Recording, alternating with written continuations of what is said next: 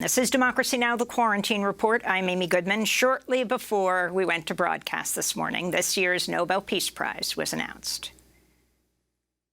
The Norwegian Nobel Committee has decided to award the Nobel Peace Prize for 2020 to the World Food Programme for its efforts to combat hunger, for its contribution to bettering conditions for peace in conflict-affected areas, and for acting as a driving force in efforts to prevent the use of hunger as a weapon of war and conflict. That's the Norwegian Nobel Committee chairwoman announcing the 2020 Nobel Peace Prize in Oslo at 5 a.m. Eastern Time this morning. The World Food Programme is the United Nations' largest specialized agency, the world's biggest humanitarian group addressing hunger. Last year, it provided assistance in 88 countries to close to 100 million people. In April, its director, David Beasley, told the UN Security Council the number of people worldwide experiencing severe hunger could double to 265 million unless urgent steps are taken. In my conversations with world leaders over the past many months, before the coronavirus even became an issue, I was saying that 2020 would be facing the worst humanitarian crisis since World War II for a variety of reasons, such as the war in Syria, Yemen, the deepening crisis in places like South Sudan. And as Jan Egeland, I know, will no doubt set out about Burkina Faso and the central Sahel region. The desert locust swarms in Africa, as the Director General Chu highlighted in his remarks, and more frequent natural disasters and changing weather patterns that we're experiencing. The economic crisis in Lebanon, which is impacting millions of Syrian refugees, DRC, Sudan, Ethiopia, and the list goes on. We're already facing a perfect storm. So today with COVID-19, I want to stress that we're not only facing a global health pandemic, but also a global humanitarian catastrophe. That was David Beasley. The former South Carolina governor is now head of the World Food Programme, speaking to the United Nations Security Council earlier this year. For more, we're joined by Vijay Prashad, director of the Tricontinental Institute for Social Research, author of The Poorer Nations, A Possible History of the Global South, and many other books, including his latest, Washington Bullets, A History of the CIA Coups and Assassinations. Vijay, welcome back to Democracy Now!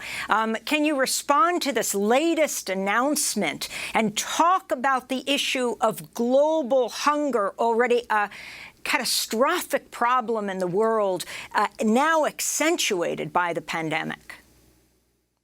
Amy, good to be with you. I couldn't be happier that the World Food Programme won the Nobel Prize for Peace, because this hunger pandemic is paralyzing perhaps 2.7 billion people. We have seen an escalation of hunger. Nobody should go to sleep hungry at night. And the World Food Programme, the UN's Food and Agricultural Organization, they have been struggling to tackle this. What could only make me happier than this, Amy, is if next year the Cuban doctors win the Nobel Peace Prize. That would be the best 2 years in a row for the Nobel Peace Prize. The hunger issue is very significant. It was there, as David Beasley correctly put it, before the pandemic. There's been an increase in agribusiness, moving cash crops and displacing small farmers, who produce most of the world's food. This creates a great crisis in the countryside long before the pandemic. During the pandemic, Amy, I don't know if you saw this, but in Guatemala City, in fact, people were flying white flags to say we are hungry, as if in surrender. And David Beasley told the UN Security Council, we cannot let the world population surrender. Speaking of surrender, of course, he mentioned Yemen in his remarks. The World Food Programme, Food and Agriculture, other UN humanitarian organizations say that half of Yemen's 28 million people are in famine conditions. This includes almost 10 million children in a war that Saudi Arabia, United Arab Emirates, backed by arms suppliers from the United States, the United Kingdom, and so on, unrelenting war against the Yemeni people, half the population in hunger. You add to that, of course, the sanctions situation.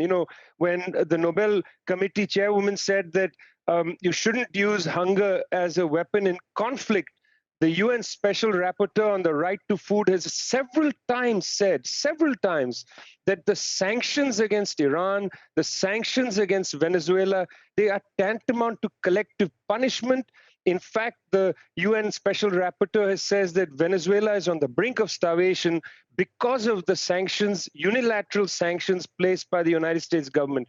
Nothing makes me happier that the issue of hunger, which should be abolished in the modern world, is out there because of this prize. It's a really significant day for all those on the front lines trying to make sure that people are fed daily. And of course, it's a very significant response to yesterday, though it was chosen well before, when the Trump administration announced it's imposed new sanctions on Iran's financial sector, despite opposition from European countries who warned the move could have devastating humanitarian consequences amidst the pandemic and ongoing sanctions. Critics say the new move will likely shut off channels Iran uses to import food and medicine. The foreign minister, Javad Zarif, called it a crime against humanity. This is a crime against humanity, certainly, and there is ample evidence for that, but it's also extraordinarily cruel, Amy. I mean, I think the cruelty of it needs to be underlined. This is a moral issue as much as it's a legal issue, in the framework of international law. It's moral. People should be outraged by the cruelty of this action.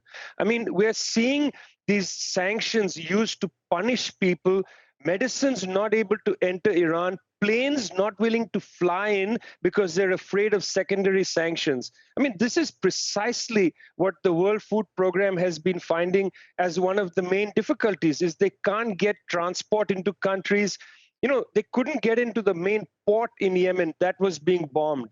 Transportation is a real challenge. And you've got to say that the people in these UN agencies, it's not just the World Food Program, not just the Food and Agriculture Organization, it's the World Health Organization, it's UNESCO, it's UNICEF.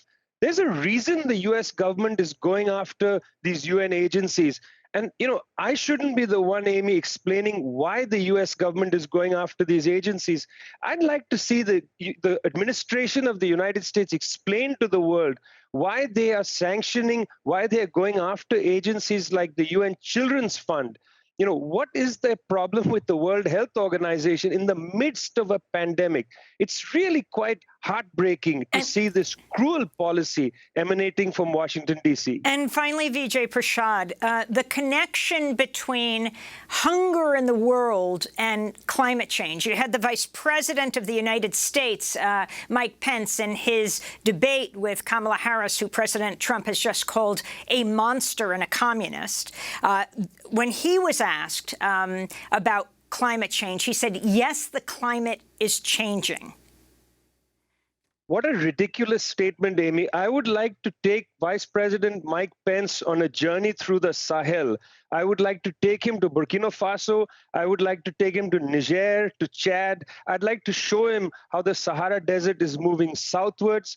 I'd like to show him the impact of desert locusts, which David Beasley mentioned. I want to show him what this means to people who cannot break the soil and grow food in that part of the world. And when they try, and this is very significant, when Thomas Sankara in the 1980s tried to bring cooperative farming to Burkina Faso, there was a coup against him, engineered with the active participation of the French intelligence services and most likely with the CIA. These are good-hearted people trying to bring good into the world. They get overthrown, and these people who are now in charge are unwilling to look reality in the eye and say, yes, something very significant is happening. The climate is changed in a very deleterious way. We must do something to reverse that. They are not serious people, Amy. They seem to me driven by a streak of cruelty, which breaks my heart. And finally, you mentioned Yemen, but the connection between war in Yemen and this massive hunger, the U.S.-supported Saudi, UAE war on the people of Yemen, with the most recently Jared Kushner working a deal with UAE to give them F-35 fighter planes, something that had been forbidden for years. The UN Secretary General, Antonio Guterres, at the start of the pandemic, begged the world's, belligerents, really begged them to have a ceasefire. And he had Yemen directly in his sights. He wanted that war in Yemen to be stopped for the duration, at least, of the pandemic, if not, forever. And, it's a really hypocritical thing that you have the British arms, agencies, the companies like BAE Systems, the British government, the American government, continuing to arm the United Arab Emirates and Saudi Arabia, continuing to give them logistical support in this ruthless war, which is driving, as I said, 10 million children to starvation in Yemen. Something has to be done about it. The United Nations has done all it can. These countries simply feel that they have no check on them. And it's about time the population of the United States and the population of the United Kingdom stand up and say, not in our name. Because this is right now happening in the name of every U.S. citizen and in the name of every citizen of the United Kingdom. Vijay Prashad, I want to thank you so much for being with us, director of Tricontinental Institute for Social Research, author of many books. His latest just out, Washington Bullets, A History of the CIA Coups and Assassinations. We'll have you back on to talk about that. Coming up, we look at what's happening in Armenia and Azerbaijan. Both sides have just agreed to hold talks in Moscow. Stay with us.